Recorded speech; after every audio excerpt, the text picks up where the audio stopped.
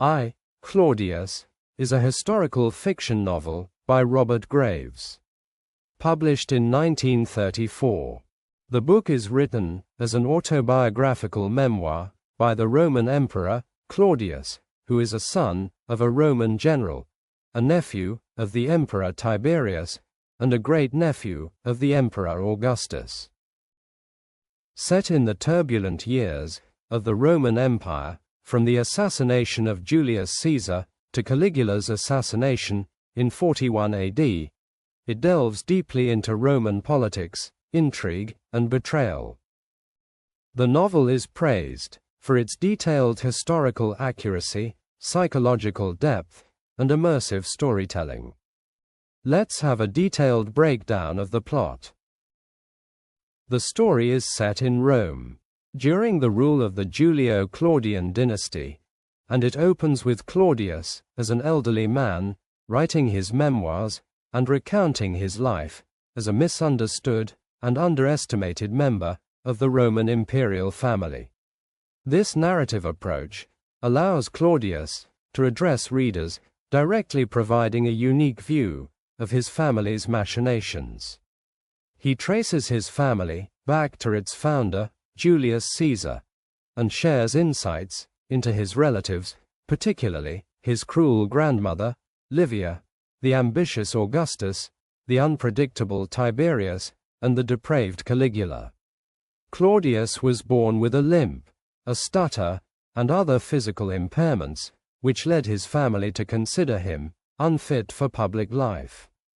His ailments made him the target of mockery and neglect, and he was seen as a liability. Claudius' mother, Antonia, even despised him, calling him a monster. As a result, Claudius was sidelined from imperial responsibilities and largely ignored, which actually proved beneficial in a family fraught with conspiracies.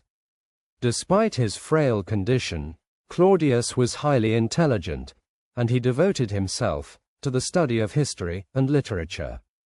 He gradually became a skilled historian and a curious observer of the palace's politics. He had tutors who supported his education, including the historian Livia, and his lack of political threat allowed him to survive the lethal purges and deadly ambitions of his family members. The novel details the reign of Augustus, Rome's first emperor, and his marriage to Livia, who is portrayed as manipulative, ambitious, and ruthless. Livia is depicted as the primary power behind Augustus, ensuring her descendants' succession to the throne through murder, intrigue, and manipulation. She covertly poisons rivals and potential heirs to secure her family's dynasty and clear the path for her son, Tiberius. Livia is also instrumental in the exile and eventual deaths of Augustus' grandsons, Lucius and Gaius Caesar, eliminating him as potential threats to Tiberius' future rule. Claudius, despite being aware of Livia's crimes, remains silent, wary of her immense influence, and fearful of becoming another victim of her schemes. After Augustus' death, Tiberius ascends to the throne. His rule is marked by corruption, paranoia, and cruelty. Tiberius isolates himself on the island of Capri, leaving Rome in the hands of his trusted advisor, Sejanus. Sejanus becomes a powerful figure in Rome, initiating a brutal regime of purges to remove his political enemies and solidify his influence.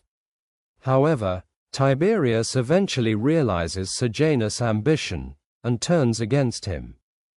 Claudius watches the fall of Sejanus with fascination and horror, as Tiberius, feeling betrayed, orders a series of purges to eliminate Sejanus and his supporters. Claudius continues to survive due to his perceived incompetence and his careful maintenance of a low profile, still escaping notice as a political threat. When Tiberius dies, he is succeeded by his grandnephew, Caligula, who initially inspires hope as a promising young leader. However, Caligula soon descends into madness, declaring himself a god, instituting bizarre policies, and indulging in depraved behavior. His rule becomes a nightmarish period for Rome, as he terrorizes the Senate, engages in incestuous relationships, and even threatens his sister, Drusilla. Claudius, horrified but helpless, can only watch as Caligula's reign spirals out of control. Caligula's increasingly erratic behavior eventually prompts a conspiracy among the Praetorian Guard, who assassinate him in 41 AD. In the chaotic aftermath of Caligula's murder, Claudius is discovered hiding behind a curtain, fearing he'll be killed as well. To his shock, Claudius is proclaimed emperor by the Praetorian Guard, who see him as a weak, controllable figure. Although he never sought power, Claudius accepts the role, realizing it may be his only way to survive in the dangerous world of Roman politics. The novel concludes with Claudius contemplating his role as emperor, and how he might restore some measure of stability to Rome, a city torn by years of corruption and tyranny. However, I Claudius is a profound meditation on the nature of power, corruption, and survival within a ruthless political environment. Through Claudius' narrative voice, Robert Graves provides insight into the human psyche under extreme pressures. The novel mixes historical events with fiction, showing Claudius as a compassionate and intelligent observer in a world dominated by power and cruelty. Claudius' portrayal in Graves' work is both tragic and ironic. He is an intellectual, a lover of history, and a man who is keenly aware of the flaws and dangers of absolute power. His perspective allows readers to witness the corruption and decay of the Roman imperial family, revealing the vulnerability and humanity of even the most monstrous figures.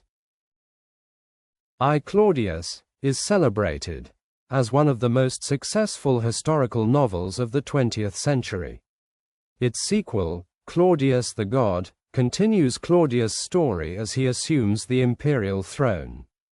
Together, these books offer a deeply engaging account of the Julio-Claudian dynasty's excesses and betrayals, painted with dark humor and psychological insight.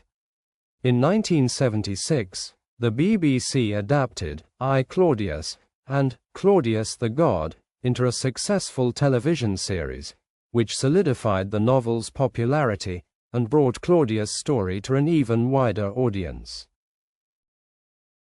Thank you for watching. Hope you have enjoyed the retelling of the novel, I Claudius, by Robert Graves.